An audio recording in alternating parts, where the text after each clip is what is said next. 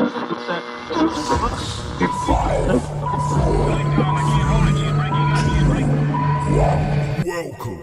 to 1107 Radio. Thanks for doing this, Rich. I'm really pleased to meet you and have a chat. Basically, what I wanted to do, if I, obviously, you know my situation. I'm part of a band that has been being played a lot on the internet radios over the last 4 or 5 months. And it's made me really curious about how you guys operate and how you guys work. Because here's the way it kind of looks like to me, is that the commercial radio in this country at the moment is so poor. And it's guys like you that are championing new music and putting new music out for people to listen to in a very similar way to the pirate stations in the 60s were operating. I'm not saying you guys are pirates, but is that kind of something that you agree with? It's something that I heard recently, funnily enough. I believe actually I was watching Sky Arts, and it was about the pirate radio stations of the 70s. Right. And it was the way it was like the rise of Kiss FM before it came on. It was like two dudes in a flat. It wasn't far from me actually. And they were playing the music that was the underground sound, the stuff that were playing in clubs, any white label stuff, the kind of things that wouldn't hit mainstream because, well, let's face it, these people made music, but they didn't have massive corporate backing. Yeah. And so that's what we do. I joined Indie Rocks Radio in February 2020. Originally, though, I was doing a completely different show altogether. I was doing a retrospective 70 years worth of rock from 1950 through. Okay. So I didn't actually start the new music. So I started Tilt. So that's what it does kind of feel like that. It's fun in that sense, but at the same time, it's kind of upsetting because you're playing such good music, and these people are really talented, and they're doing this like when they're not doing a full-time job. They're producing it all at home, and if some of them do manage to get to recording studios and things like that, or have their own producers, then it's great. But the ones that are doing it from like two dudes with a guitar and a laptop and still churning out these fantastic hits, it feels like, well, why can't they get like mainstream airplay? This is kind of I mean, it seems to me that this is, from my perspective, the problem is that you've got two major companies with like Bauer and Global who bought up all of the smaller commercial stations. There's only really two stations nationally that I would say that sort of are going for that alternative level, which is something like Radio X and Absolute, that will play, indie music. But I've literally been listening to their playlist and and what they're actually playing. Tracks, nothing newer than 5 years old, most of it. Most of the artists, I mean, I'm a fine one to talk, but Noel Gallagher's the same age as I am. Dave Grohl's a similar age to me. Mm-hmm. These are older artists, older records, and the space that's being given to new artists coming through, regardless of whether they're signed to a major label, because I really don't think that makes any difference these days. No. But the actual airtime that's being given to new music is so minimal, and you guys are really putting it out there and really doing the job that should be being done by everyone else. Mm-hmm.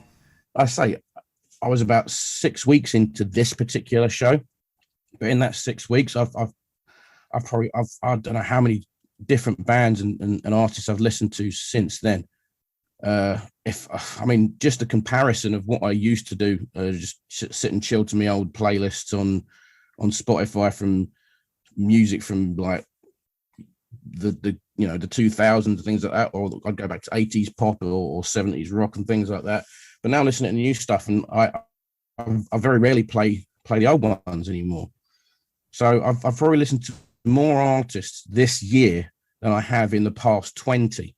And the point you're making about the I was aware that all the internet radio stations existed, and it wasn't until we put our album out at the end of January that I actually started putting stuff out to them and started to listen to what you guys are actually doing. And I've heard more new music in the last 4 or 5 months than I have in the last 4 or 5 years of listening to commercial alternative stations. And I've heard, and the quality absolutely blew me away, to the point where I for a short while I did a music podcast, and I wanted to see what if I could translate a similar kind of thing onto YouTube. Ultimate respect to you guys, like the workload of collecting the music, compiling the show and putting it out was the reason that I stopped doing it, because it was just like this is just too much effort for the too much effort while unpaid. But the quality of what is out there blew my mind. The quality of what is being produced at the moment by independent artists absolutely blew my mind, and the fact that it's being ignored by the mainstream radio, I think they're going to get caught sleeping. I mean, the major labels aren't that interested. They're looking for quick turnaround, someone that they can pull in for producing. And similarly, again, I don't want to be critical, but I think BBC Introducing is looking for 16 to 24-year-olds certain to be a certain sort of pop / indie artists. You know how they actually do the vetting process? No, go on. Look, I'll give you an example. So I've got 3 or 4 ways of getting music. The new music Fridays will kick out on Twitter, so you'll find out who's dropped what. Yeah. You follow the band, you message the band, say, hi, I've got a show here, blah, blah, blah. That's how it used to work. Now I'm actually getting inboxes like regularly. Could you play this? Could you play that? So I'm getting the emails through. I'm getting the MP3s or a WAV file, or even full albums at some point. Yeah. By the way, thank you for Brandon Stevens' album. It's a good one. What they then do is I'll converse back and forth. I'll say, what I like, what I dislike. Well, to be honest, I don't say what I dislike, because I try my best not to be one of those guys. Right. I don't. Because there's a certain line of what I will and won't play on my show. If it doesn't fit, it's not anything against the actual artist itself, because I've come to the decision lately that who am I to criticize? I can't write the music, I can't perform it, and I sure as hell can't put it together. So if it doesn't fit with me, it's not because I think it's bad. It's just doesn't meld with me. Doesn't fit your format. Yeah. So that's how that works. So I'll get the things sent to me, and I will listen to them. It may, if I don't do it within a day, I'll at least do it within the week, so I can obviously make sure it goes on to the next show, or depending on when it's released, maybe within a week, or find out when I can play it. BBC Introducing is a website which apparently you upload to. Yes. And that's it. There's no correspondence after that. Artists are told, thank you for your upload. It goes through, and they're basically just sort of left sitting there twiddling their thumbs, wondering if it's going to be played, because they aren't informed when it's going to be played, because it's so corporate. Yes. Yeah. And that's what frustrates me.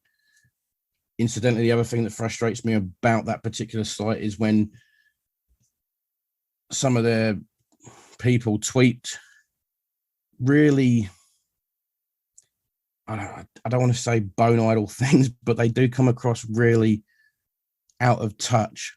Like one of them recently sort of said, I feel like these independent artists are really missing out because they don't have the backing of people that can do their social media for them. And this is the game. This is the way the game plays now. You've got to be on social media. And if you're not savvy enough, blah, blah, blah. And I just put underneath, maybe it's not that they're not savvy. Maybe it's because they've got full-time jobs. Yes. And this is something they do as a passionate hobby. And it's like these people don't see it. It's like he's sat on his ass waiting for songs to come in, and he'll just flick through like, oh, whether marketing says this is good or not. And I'm convinced half of these people that work on these stations, just don't do anything. And it annoys me. Yeah, going back to what you were saying, I mean, one of the things I was going to say to you is, how do you find the communication between yourselves and I mean, you are brilliant on Twitter, so you are much more proactive than a lot of the other radio stations that I've interacted with on social media. Okay.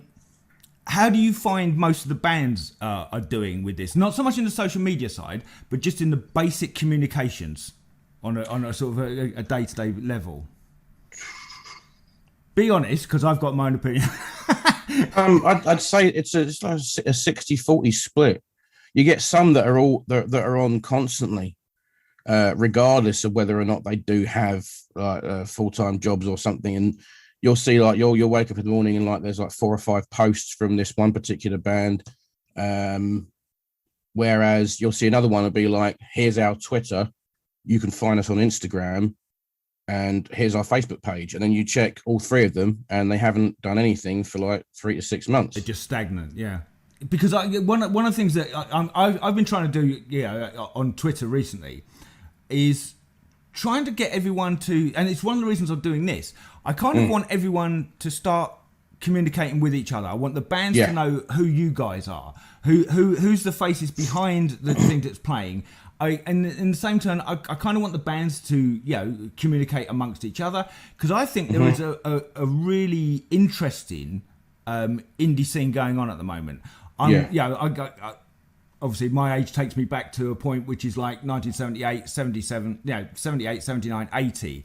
Coming out of the punk era, there was this really interesting explosion of indie radio stations, indie bands, and indie labels. And it feels to me very similar to that time, that there's kind of something's happening, and it involves you guys, the bands, and possibly independent labels, that something is about to break out from this area. What's your sort of feeling on that? I definitely think there's a boom coming, and to be honest, it's definitely shown in the past year, because if you consider the amount of stuff that's been churned out through the lockdowns, through the pandemic, you're not really looking much mainstream, are you? I know that Foo Fighters dropped was it Medicine at Midnight, and apparently everyone said it's their worst album ever. At the end of the day, Dave Grohl's basically made the point that he makes music for himself, and if the fans don't like it, well, it doesn't matter, because he's made it for him, and props to him for that.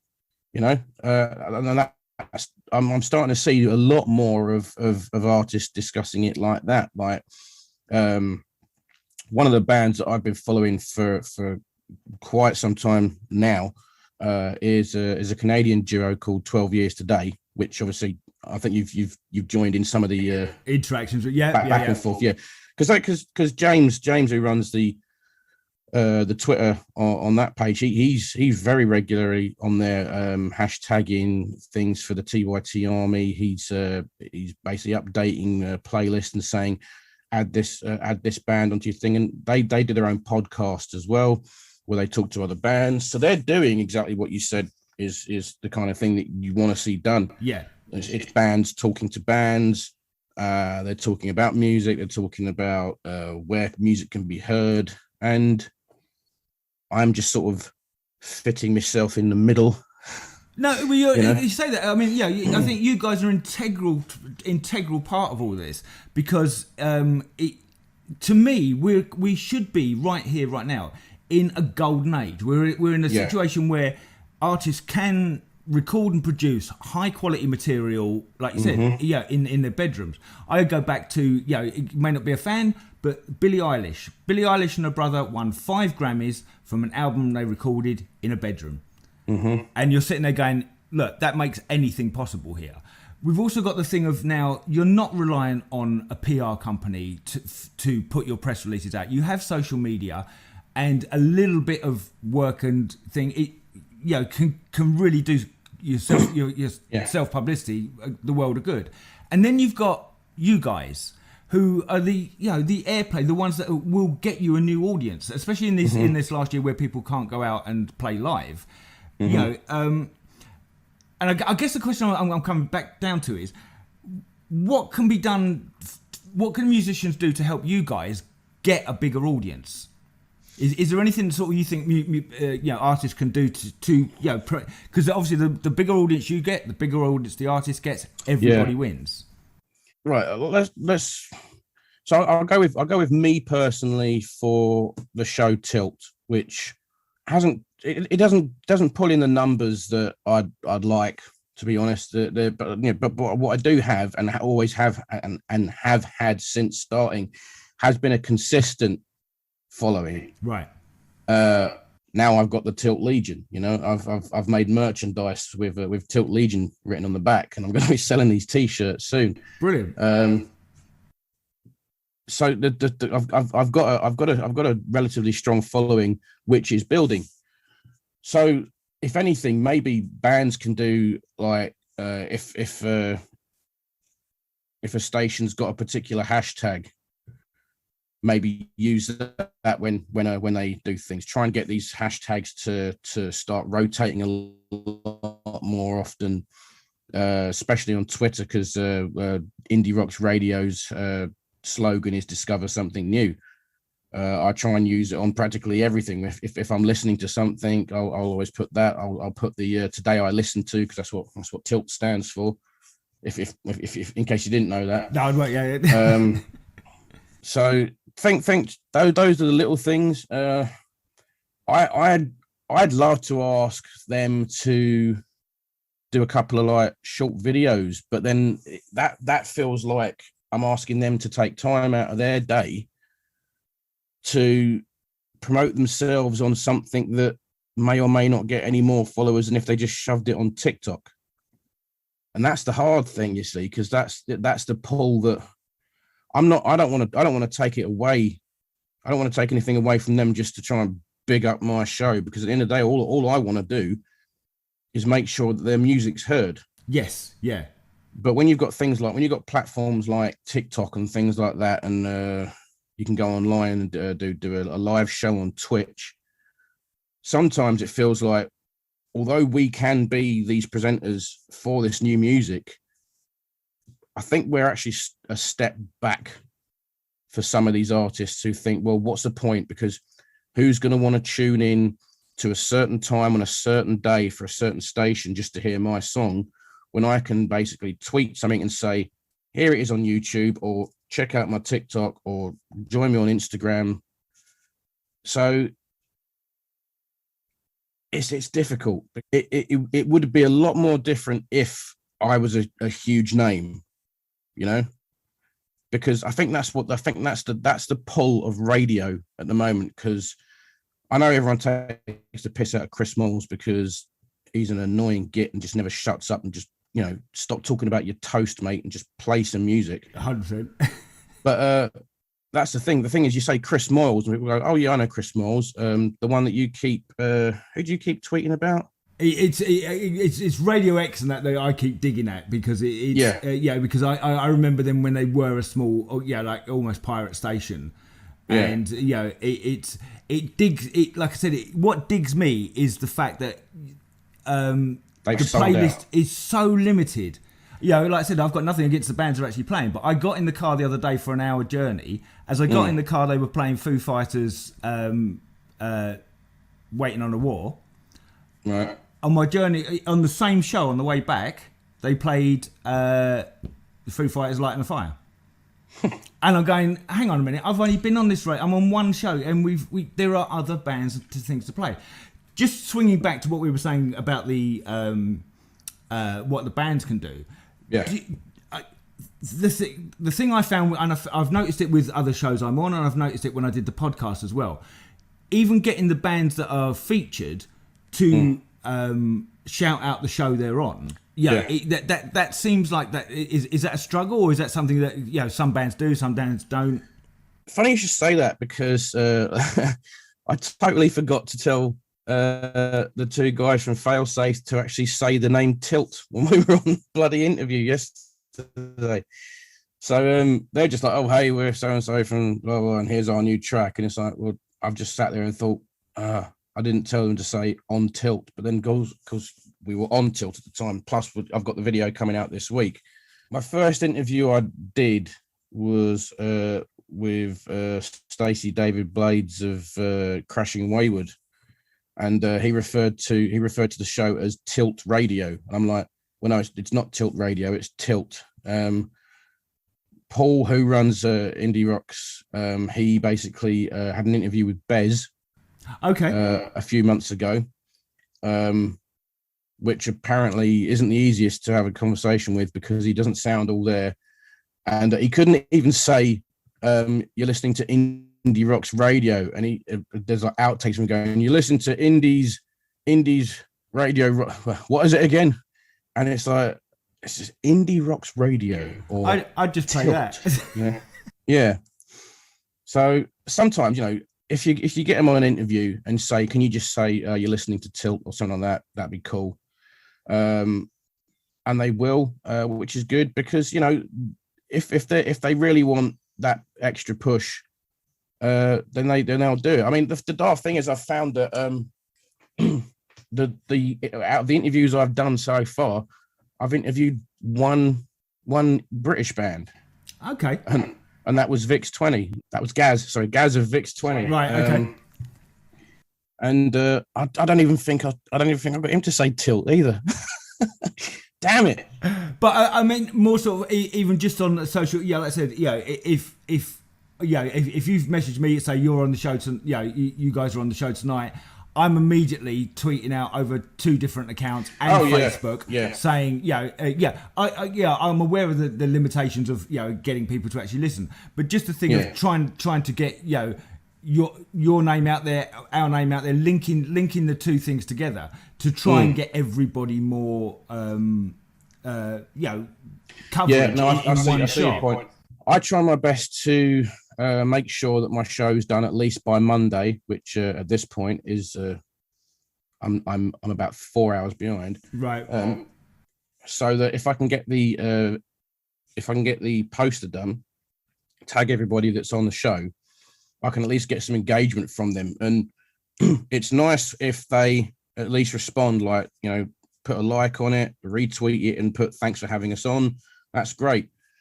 Sometimes you'll find that I came onto Twitter the other day. I had a like from one of the bands that I'd played, and I thought, oh, what have they liked? And I just double checked, and they liked the fact that they were on the show 4 weeks ago. And you're like, well, if you check your social media, you'd have seen, and you could have actually tuned in. But they're probably, like I say, they're probably busy. But again, that's the thing. This that kind of highlights something that I've noticed as well. I don't know if it's because sort of in my work life, I work with big corporations, and it's kind of, they send me an email, I respond, they respond back, boom, done. And I can get something sorted within half an hour. Mm-hmm. This is not with yourself, but the communications between bands, radio stations, and all that that I've tried to do. Some of it is, I hate to say it, but woeful. There was 4. I contacted 4 or 5 different radio stations that I'm involved with, and I've managed to get 2 of you to do this kind of thing. One of them, I even tweeted the DJ directly. Had a conversation. He said, email our PR lady. Gave me her email address. I emailed her saying, I have spoken to X. He's up for doing this. Can we arrange something? And I've still not heard back. Not even an acknowledgement of that email. And it's this kind of crap Yeah. That needs to be stopped, because what's the point of having PR? Yeah. It's called public relations for a thing. And if you're not actually talking to the public, you're just sitting there knowing you're being paid for a job you're not doing. What's the point? And it's frustrating, because like you say, you've literally gone on, you've spoken to X here and said, okay, they've agreed, everything's cool. But now it's like, well, you have to go and like, I'll have to ask my mum. You know, that's what it feels like. 100%. You know, and I think those kind of things are what ruin it. The red tape in so many things just put a downer on everything. Moving things along to the next stage, which to me seems what a lot of bands need to be trying to do. They need to, they need to put in more themselves. I think when you've got ones that are actually doing it themselves without any additional help, you actually get more response from them. Because I think what it is these days is I can tell the difference between getting a track sent through from an independent artist who's emailed me himself or herself, compared to if it comes through from their PR group, because obviously you don't get to speak directly to them. Some of these people do respond back when you speak to them. I got one sent through the other day, which basically had said, oh, hello, we noticed you on Twitter. We wanted to say hi. I thought, oh, that's fair enough. And then immediately after, I got one that came through for someone whose name wasn't me. So I just thought to myself, what they've done there, their PR companies thought, right, okay, we'll get a mailing list and we'll just go drag, drop, bing, send something. And they've obviously not changed the names for whoever. I don't want to sound like a complete git, but that track that came through, I didn't play on my show because they can't even get my bloody name right. So what's the point? No, 100%. I agree. And I mean, that is a typical, like, that is a PR thing of just shotgunning. Which is why when I did what I did, I decided to make it much more sniper and pick out. There was no point me sending my album to Kiss FM. That would happen with PR. They would just shotgun it out to everywhere. Mm-hmm. But I was a much more sort of laser focused on where I thought would actually play it and where I actually thought would do it. Yeah. I mean that's just a technique from that. But with the setup that you guys have got, so how does it work? So Indie Rocks Radio, it's Indie Rocks Radio, isn't it? It is Indie Rocks Radio, but how does it work? So are you an employee of Indie Rocks Radio, or is there you provide shows for Indie Rocks Radio? How does it actually work? Right. So the structure is as follows. Paul Holmes is the owner of Indie Rocks. He's been doing it for the last 11 years or so. I think he originally started out actually on an FM radio station, right? With a friend. They were basically doing what they're doing now, which is still the same thing. For a short time, he managed a band called Kairos, and then obviously the internet radio station has been going for the last 2.5 years, about 2.5 years now, I think. Okay. I wouldn't so much say I'm an employee because none of us are getting paid. Right. Yeah.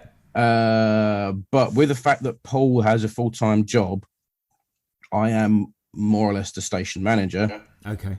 So when we've been recruiting for other people to do their own shows, if they don't know how to do the uploads and things like that, I get emailed their shows every week. I update the metadata. I put their images on the actual MP3s, upload them to the server, and away we go. That's basically it. A lot of us do this because we're passionate about the music we play, So I mean, God, it'd be great if we got paid, but unfortunately, in this day and age, we won't. There's next to no money out there for artists now, as is. So trying to fleece money out of them for this is not. I think if we can end up getting some kind of ad revenue through, then maybe we can start getting the money rolling, and then maybe we can actually take on employees that could do the PR and things like that. Yeah. It is a difficult one because it's basically commercializing it is probably the way that would bring money into things like you guys, having adverts running in it. But you've then got that double-edged thing of now what advertisers are going to be questioning what tracks are being played, and you then I think this is really the crux of what's happened with the Bauer Global thing, is that the advertising money is their cash cow. And they just want as many people listening, so they'll play the same 5 bands in the same 10 tracks over and over and over again because familiarity breeds contempt, and that's kind of where that thing goes. I mean, it'd be really interesting to see, because like you say, Indie Rocks have been going for a couple of years now, 2 years. Yeah. Because I think a lot of these stations I'm talking to, it is sort of the last 5 to 8 years has been sort of the time that they've started up. So it is still, again, like I still look at YouTube and go, YouTube is still young. It's still even though it's these things are in their infancy, and finding the footing of how they move forward is it's always a movable thing. So I think with in the next few years, avenues may well open up to see what comes to it for you guys. I think the funny thing is, though, if you think about it in another sense, that being an independent radio station to play independent music suddenly loses that. It kind of loses something if you suddenly go commercial. Yeah, I understand what you mean. Yeah. It's like the Sex Pistols selling out, and now he's selling butter instead. So yeah, it's a good point. But I think you can't be punk and get paid. Yes, you can't. You can't. Two things that don't go together. So. But it is, I mean, even like I said, even the pirate stations back in the 60s, they did survive on advertising. It was that was the birth of commercial radio over here. So I don't know. I mean, it's an interesting. I think censorship's a big issue as well. Yes, yeah. Because at the end of the day, everyone knows swear words exist. People hear them in the street. They see them on TV, and this whole kind of if you're going to play a song on the air, it has to be free from expletives. It's like, well, why?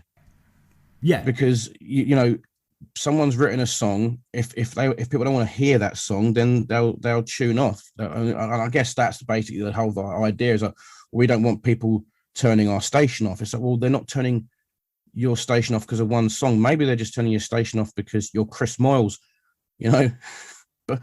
It's like, let me see. I had a track played last week, I think it was, by a band called Half Lives from France, and the first line of the song is "'Cause you don't give a fuck." Yeah, and it's repeated in the chorus. The song's fantastic, and she sent me the like radio friendly version first, and I emailed her back and said, Can I have the full uncensored one, please? Because I wasn't sure if you'd play it. I said, no, I'll play it. Yeah. Because on the internet radios we can.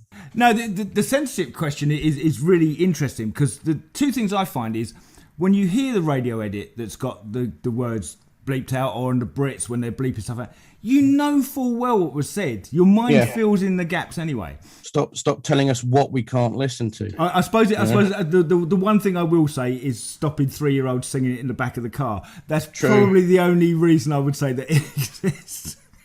What's the point in bleeping a word out if we already know what they're saying? But then if you've heard the original, when you hear the kids' version, your kids are still singing it in the back of the car. It's only a time before they click over to the harder stuff. Yeah. It's ridiculous. But so going back to the whole indie scene now, have you noticed, even in the time that you've been doing the shows, that the quality of the music coming in has got better, or is it been consistently good all the way through the time you've been doing it? Two ways of looking at this, funnily enough. So when I first pitched the idea of Decades Rock History, which was my first show, to Paul, and he told me about what the station was about, I tuned in and listened to some of the music, and I thought to myself, this totally is not for me. Why am I doing this? And then I basically went on and did a show that was more or less the exact opposite of what it was. If anything, I was, tuning in occasionally. I'd listen to his live shows on Thursdays, and some of the tunes came through were good. And obviously I've listened to the station when it's been on rotate, and I've heard some of the songs.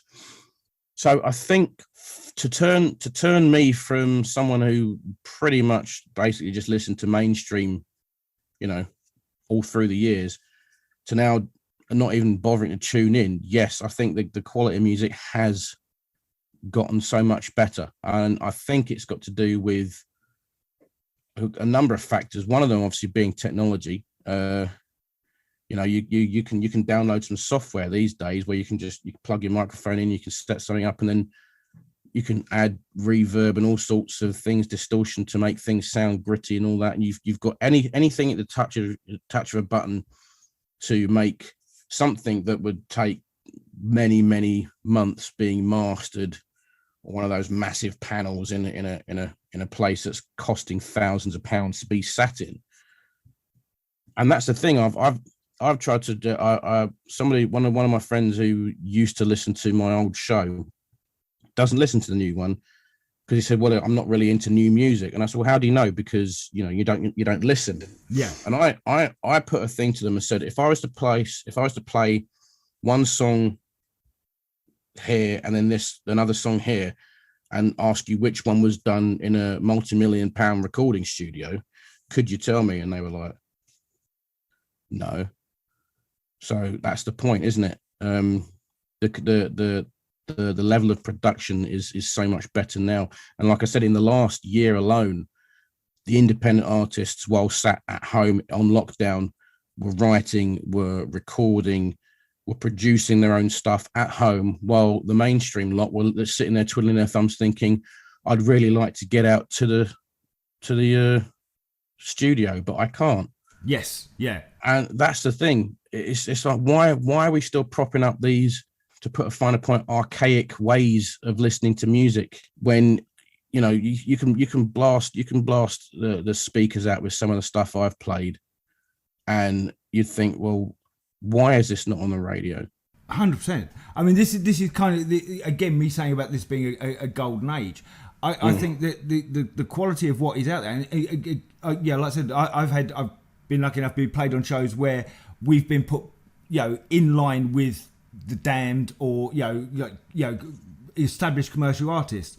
Yeah. And I'm sitting there going, oh shit, if I'm on next, how's this going to stack up? And you suddenly go, no, hang on a minute, that didn't sound out of place. No. And I'm finding that with an awful lot of the independent artists now, that the quality is way up there. Mm-hmm.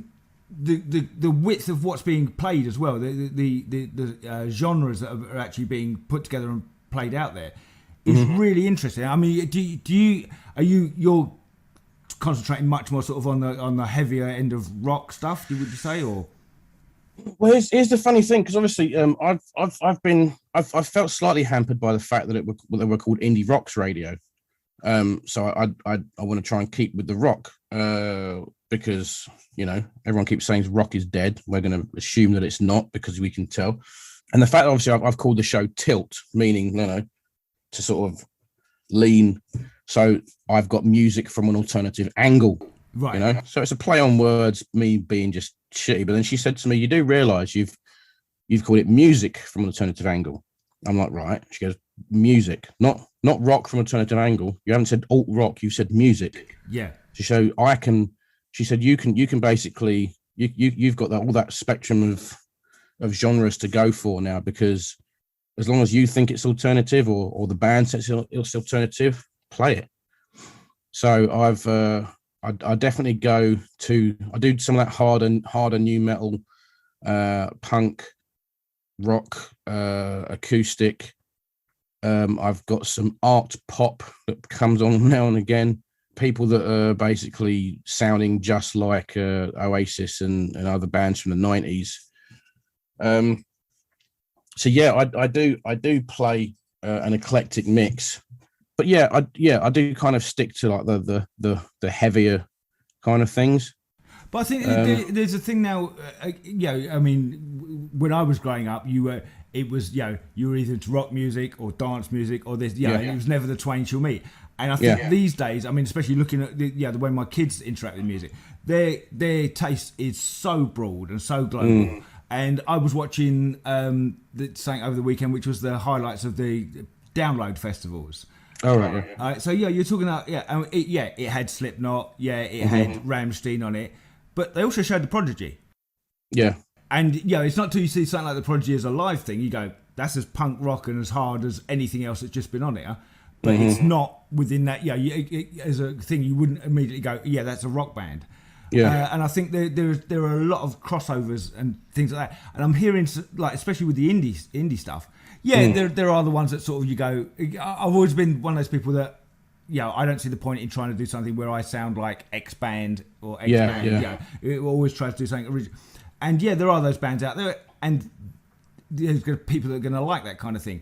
But there is a lot of originality out there at the moment. Some really interesting sounds, some really interesting vocals, and I'm quite interested to see what's going to happen, sort of as we come out of lockdown and bands start to be able to break out and do live stuff. Oh yeah. What's actually going to come from it from there? I'd like to see. I know for a fact a lot of these smaller bands are actually looking to get these gigs up and running. The Shed Project are going to be in Bolton in August. I'll be seeing them.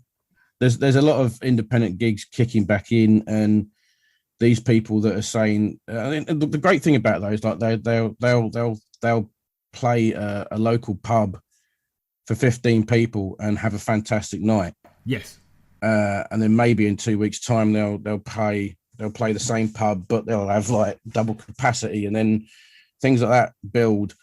Well, you say, I mean, I mean, like I said, I came out of the indie scene in the 90s, and I was always hugely critical of the venues back then because, 9 times out of 10 you weren't getting paid.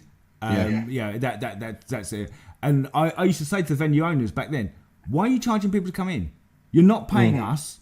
If you scrap the door fee and just made your money on the bar, we'd ram this place. Absolutely. We'd absolutely fill this place week in, week out. But because you've got to take you want to take your $5 at the door to do it, you're killing yourselves. And they will never understand. I mean, and most of those venues are shut and gone now. Oh well, no loss. Yeah, but that was kind of the attitude. But I would like to put a show on. To be honest, I think gathering everyone together though is the difficult part, and then there is the whole fact that you have to build that audience. Yeah.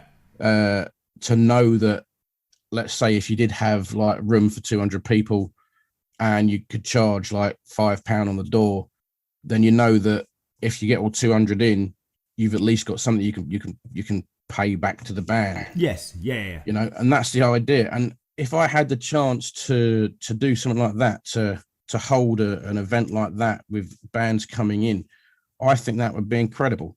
Because it's the other thing that I find absolutely amazing in this country. We have one music show now on TV.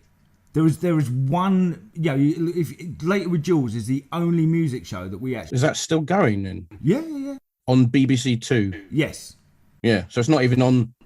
It's not even BBC on One. You know. But I'm going back to sort of there used to be kids music shows. There used to be things called there was a thing called Razzmatazz, and it was like there were kids version of shows. Then you had Top of the Pops. Then you had mates of mine worked on another one back in the 90s, which was called Naked City, which was a live thing with Johnny Vaughan and then you had The Word on Channel 4, which played live bands. The Word was much more of a music show, and you're now down to one music show, which is Later with Jules. Well, I've got no problem with it, but it's there is a bigger.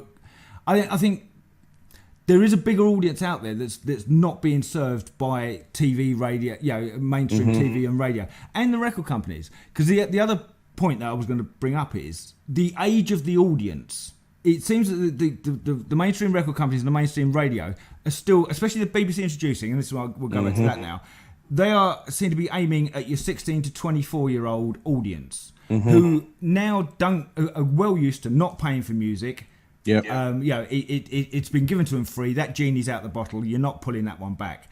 But the 35 to 60-year-olds who grew up loving music all their lives, it's my age bracket. We love music. We're constantly looking for new music. We'll go to gigs. We'll buy music.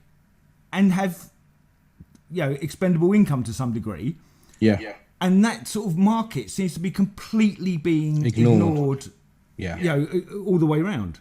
And this is what I'm saying with the indie scene. I think you've got that thing of like, oh, hang on a minute, you can target your audience area a lot more focused than you want. If you're a pop band and you want to be sticking all your stuff on TikTok, and you're looking for that 16 to 24-year-old market, there's a place to do it. And then you've got guys like yourselves who, like I said, I'm an older guy. I'm listening to it. My parents tune in each week. My mum actually is quite a metalhead, funnily enough. Wicked. And she's in her 70s, so there you go. Like I said, my music originally, I grew up. We were talking about this yesterday, but I grew up, and the 3 albums that I remember growing up listening to was Simon and Garfunkel, Bridge Over Troubled Water, Don McLean, American Pie, and Pink Floyd, Dark Side of the Moon. They were the albums that were being played in the house and being played in the car. And that kind of, my dad still listens to music. He went to see Faithless a few years ago. Wow. And someone took him and my mum went to see the Specials. a few years back, and like I said, they're mid-70s now, so there is still a huge market out there that just seems to be being ignored. Well, I think more for them if they're gonna leave that out. To be perfectly honest, yeah, I think, as daft as it sounds, I think if they carry on this way and then they suddenly lose all listeners and suddenly turn around and say, well, why did this happen? We are, and they basically just state their name like that's the be all and end all. Yeah. What is it called? That's hubris, isn't it? It's hubris, 100%. Yeah. And I think you're completely right. And this is kind of what I'm looking at doing. This is why I want to talk to you guys. I've talked to indie musicians. I may even go to talk to some indie record labels as well, because I actually think that they're going to get caught napping. I think the mainstream radio and the record companies, like you said, the hubris is they're going to get caught napping. And I'd really like it that by the time they woke up and realised what has happened, it's too late. Guys like you, guys like me, guys like the indie record labels, are ready to go. Do you know what I mean? Are ready to sort of, like storm the castle and take that mantle over. And I feel that's coming. I genuinely feel that there's this air of something brewing at the moment. It's like I said, it's guys like you.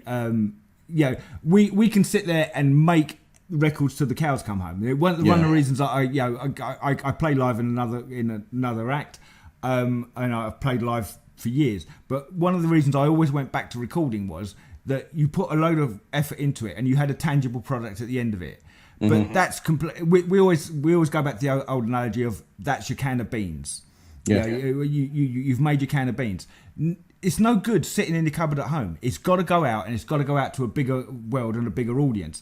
And you guys are the gateway to that bigger audience. You know what I mean? That's the thing, isn't it? Yeah, we are the gateway and not the gatekeepers. 100%. Yes. There's the difference, because someone like I say, the way I said the way you upload your music to BBC Introducing, they are the gatekeepers. They like hit. It's like chucking your thing, chucking stuff at the wall and seeing what sticks. Yeah.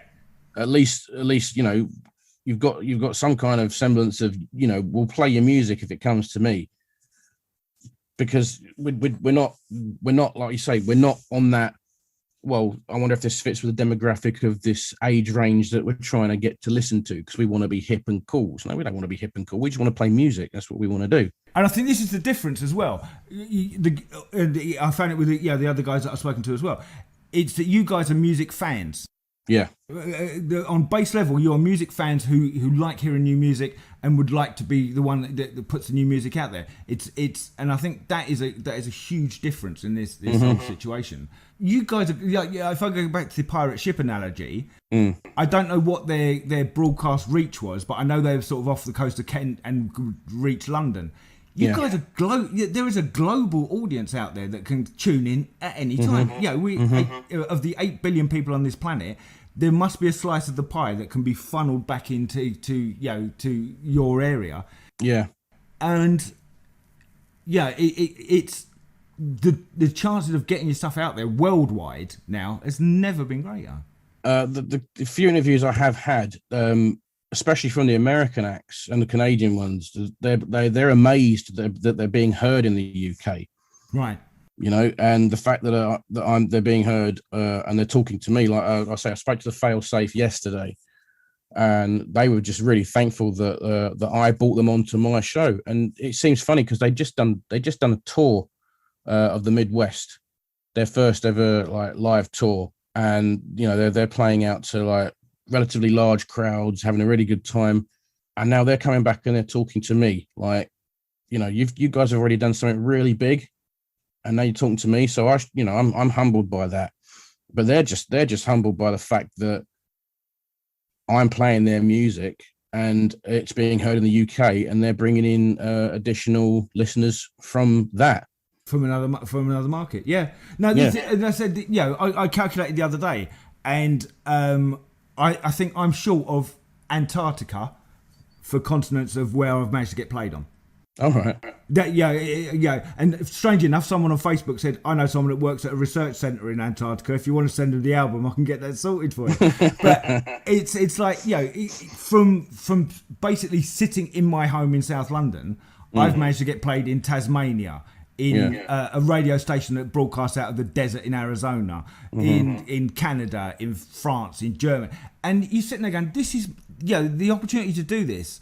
When we were doing this 20 odd years ago, when it was the days of, you'd have your cassettes and stick them in a jiffy bag and go and stick it through the letterbox and bug the crap out of people. I always look back over the last 20 years and go, wow, if we'd had what was available now, I'd probably be dangerous. And sort of, the chance to actually have a go at it and have a run with what the modern technology, it's been amazing. But it is incredible what the options are out there for I think for indie artists these days. I think and if everyone could talk to each other, like I said, you're brilliant at it. You're brilliant at talking to the acts. You're brilliant at conversing. We're doing this because of the fact that we've talked on Twitter. Yeah, I think it's down to personality as well, though. I've always been one of those people that talks a lot. If ever we went out, on a night out, it would be like, "Where's Richard? Oh, yeah, he's off talking again," So that was me. That's how I made so many goddamn friends before, because I just go out and just start talking to people. Yeah, which is the way to do it. I love to hear people pushing the boundary a bit. Yeah, it's like we had this conversation about the track that off of our album that you played for us last week. I know that's a tricky track. I know that's not a radio friendly track, and I know it's a weird track. But something like perverse in me goes, can I get someone to play it? Can I get that? As a way of just seeing if I can push the envelope a little bit to try and change the narrative from the verse, chorus, middle eight out. And it's I'd like to hear more bands doing that because I do like sort of experiment and pushing. With your track, with the for argument's sake, for This Is the Song, and I played it over and over again and listened to it, and I listened. Yes, I know you did. Listened. I know you did. So I did that and I analysed it. I thought, do you know what? It's like maybe there's a deeper meaning here. And when I wrote about what I said about it to you, I thought to myself, he's going to think I'm insane. No. I thought it was just the first question out of his mouth is going to be, "What the fuck have you been smoking?" You kind of get to that zone bit where you suddenly hear something different in the song. And you're like, okay, that's new. And things like mainstream radio stations don't even bother, No.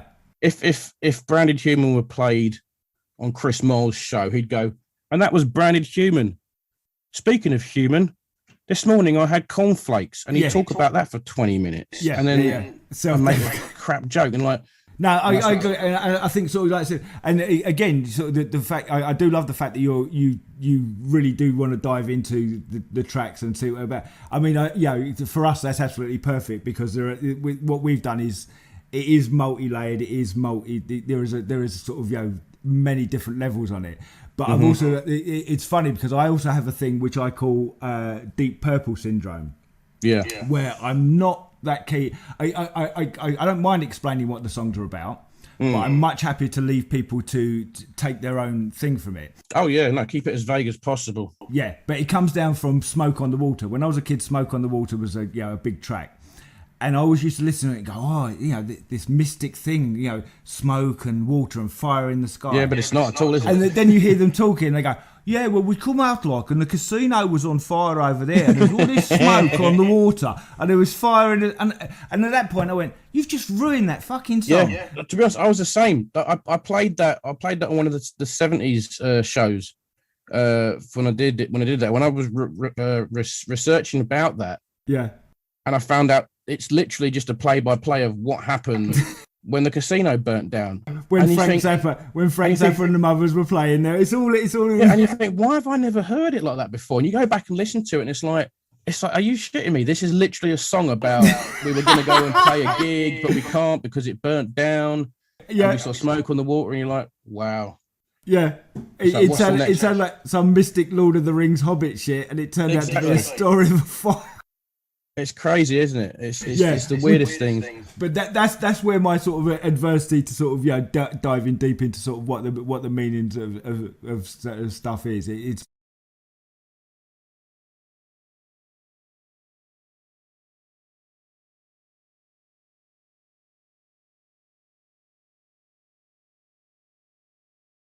Well, I definitely appreciate it, mate, because I